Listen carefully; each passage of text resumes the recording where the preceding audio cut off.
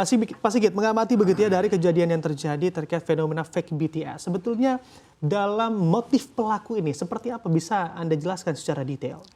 Kalau dilihat dari segi motif pelakunya, kalau sekarang karena dipakai buat penipuan finansial, jadi kita bisa menduga bahwa sebagian besar yang membuat resah adalah tentunya motifnya motif finansial ya. Karena kalau misalnya kita lihat sebenarnya, saya melihatnya paling tidak 3 hal sebenarnya. Teknologinya, kemudian aspek keamanannya, baru terakhir regulasinya gitu. Secara teknologi sebenarnya ini sudah lama sekali isunya ini. Seingat saya sekitar tahun 2000-an atau menjelang tahun 2000-an itu sudah cukup marak gitu di kalangan peneliti bahwa teknologi GSM 2G itu rentan untuk untuk ditembus mekanisme autentikasinya, sehingga memungkinkan orang untuk membuat BTS palsu. Dan itu sekitar 10 tahun kemudian, jadi kalau tadi kan secara akademis ya, memungkinkan untuk membuat BTS palsu, memungkinkan jebol. Sekitar 10 tahun kemudian jadi memungkinkan untuk dibuat gitu. Jadi sekitar tahun 2000-an, 2010, 2012, 13, 14 itu sudah mulai marak bahwa ini bisa dibuat sendiri gitu. Jadi bukan barang mahal lagi, bisa dibuat sendiri. Tapi waktu itu konteksnya ketika orang lakukan penelitian itu, konteksnya adalah mengingatkan gitu, bahwa GSM ini rentan gitu, segala upgrade dengan teknologi yang lebih aman seperti itu kan. Itu waktu itu kita kalau berpikir motivasi mesti macam-macam gitu. Motivasinya orang meneliti, motivasinya orang ingin tahu dan sebagainya gitu. Tapi kemudian kita juga waktu itu sudah di antara peneliti sudah mengingatkan gitu. Ini kalau sampai dimanfaatkan buat penipuan finansial bisa bahaya gitu. Nah, ini sekarang sudah 15 tahun sejak itu gitu seperti itu ya. Sehingga saya melihat kemudian yang kedua aspek keamanannya gitu. Kalau dulu 2G masih sangat mendominasi. Kemudian 10 tahun kemudian datang generasi ketiga, kemudian datang generasi keempat, sekarang generasi kelima gitu. Ya. Sebenarnya kalau kita mengikuti perubahan itu, di era perubahan generasi keempat, generasi kelima, itu masalah 2G itu harusnya sudah nggak muncul lagi gitu. Dan beberapa negara bahkan karena tahu selain teknologinya tertinggal juga masalah keamanannya banyak, bisnisnya juga declining ya, 2G itu kemudian sampai ditutup gitu. Servisnya ditutup, lainnya ditutup. 2G, 3G ditutup, kemudian fokusnya kepada 4G, 5G. Sehingga masalah seperti ini agak jarang ditemukan di negara-negara maju sebetulnya gitu. Dalam konteks perspektif migrasi teknologi.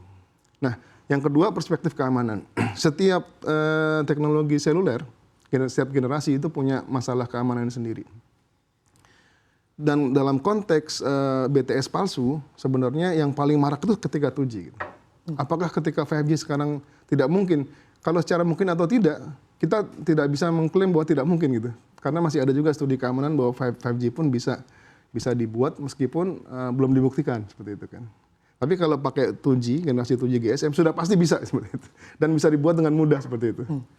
Nah, ini yang kemudian pertimbangan keamanan itu harusnya jadi satu pertimbangan membuat kita memikirkan ulang gitu. Kalau memang harus pakai generasi kedua, mau ya di-upgrade keamanannya dengan keamanan generasi kedua yang paling mutakhir. Metode enkripsinya seperti apa sehingga tidak mudah untuk orang membuat fake BTS. Sehingga yang ketiga, yang terakhir, aspek regulasinya. Regulasi nggak boleh diam ini gitu. Regulator nggak boleh diam, dilepaskan kepada mekanisme pasar dan sebagainya gitu. Karena terbukti ketika dilepas kepada mekanisme pasar, biarkan operator nanti yang menilai kapan harus pindah dari satu generasi ke generasi yang lain, ternyata potensi dampaknya ke masyarakat kan seperti itu kan. Kalau misalnya yang dilakukan pembiaran bahaya sekali gitu. Bahaya dalam konteks kita masih dengan rezim perizinan kan, telekomunikasi kita Undang-Undang 36. Orang yang menggunakan fake BTS kan berarti dia menyelenggarakan telekomunikasi ilegal. Kemudian dia menggunakan frekuensi ilegal gitu. Apalagi kalau itu digunakan untuk phishing gitu ya, untuk penipuan gitu. Itu juga nanti ada regulasi yang dilanggar gitu. Jadi bertumpuk masalahnya gitu. Jadi tidak ada opsi untuk mendiamkan gitu.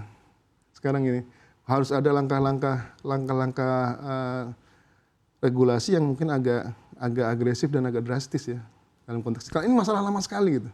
Saya pun ketika dengar masalah ini muncul kaget kok masih ada masalah seperti ini muncul gitu. Kurang lebih begitu. Oke, baik. Sebetulnya Anda katakan ini potensi bahayanya bahkan sudah dilihat 15 tahun lalu begitu ya. Iya, sudah ada warningnya, sudah ada. Apakah memang pemerintah melihat ini sebetulnya tidak terlalu penting sehingga 15 tahun lalu sudah ada risetnya tapi tetap didiamkan saja? Saya nggak tahu, bisa jadi masalahnya belum merebak di Indonesia ya, tapi di negara-negara lain sudah duluan seperti itu. Bisa jadi seperti itu gitu. Oke, apakah Anda juga memiliki point of view begitu ya, hal seperti ini atau fake BTS palsu ini juga akan merebak cukup cepat secara peluang dan potensinya? Saya khawatirnya case-nya mirip dengan judol ya. Judol itu waktu baru muncul kan, kita melihat oh itu mungkin orang-orang sebagian aja yang dia pengen untung cepat dan sebagainya gitu kan. Tapi ketika kemudian tidak bisa segera dihilangkan gitu ya, kan kita dengar cukup luas dampak negatifnya kan gitu kan, korbannya cukup banyak dan seterusnya gitu. Nah saya khawatir kalau ini tidak segera ditekan atau dihentikan, nanti menimbulkan masalah-masalah yang mirip dengan dulu ada papa minta pulsa, kemudian ada yang mirip-mirip dengan penipuan finansial, apalagi di tengah ekonomi sedang berat seperti ini kan gitu. Orang makin quote and quote makin kreatif gitu untuk mencari cara untuk membuat keuntungan yang tidak bahkan ilegal gitu seperti itu ya. Nah, ini mungkin perlu diantisipasi. Oke, di zaman yang Anda katakan saat ini hanya 4G dan juga 5G, apakah penipuan seperti ini atau modus dari BTS palsu ini juga masih cukup berjalan dengan baik di lapangan karena memang eranya sudah lebih maju sebetulnya? Nah, kita kan beberapa tahun yang lalu sudah menutup 3G ya di Indonesia ya. 3G sudah ditutup, tapi kan 2G masih. 2G masih ada, 4G yang utamanya 2G dengan 4G, 5G masih lambat lah gitu seperti itu. Kenapa 2G masih ada? Karena memang ada beberapa daerah yang hanya ada 2G seperti itu. Nah, sehingga salah satu solusi yang cukup solutif menurut saya adalah coverage 4G diperluas sampai kita nggak perlu 2G lagi, gitu. Sehingga kita nggak perlu membawa lagi masalah 2G dan mewariskan masalah 2G lebih lama lagi. 2G-nya bisa ditutup, kemudian kita fokus kepada menggunakan teknologi yang lebih sophisticated buat masyarakat ya, dan juga lebih aman buat masyarakat, lebih cepat juga buat masyarakat, sehingga masalah-masalah itu tidak muncul dan masyarakat juga menggunakannya lebih nyaman sebetulnya. Oke, baik. Dan nanti kemudian di-upgrade secara bertahap menggunakan teknologi yang lebih baru dan jauh lebih aman dengan 5G dan seterusnya gitu.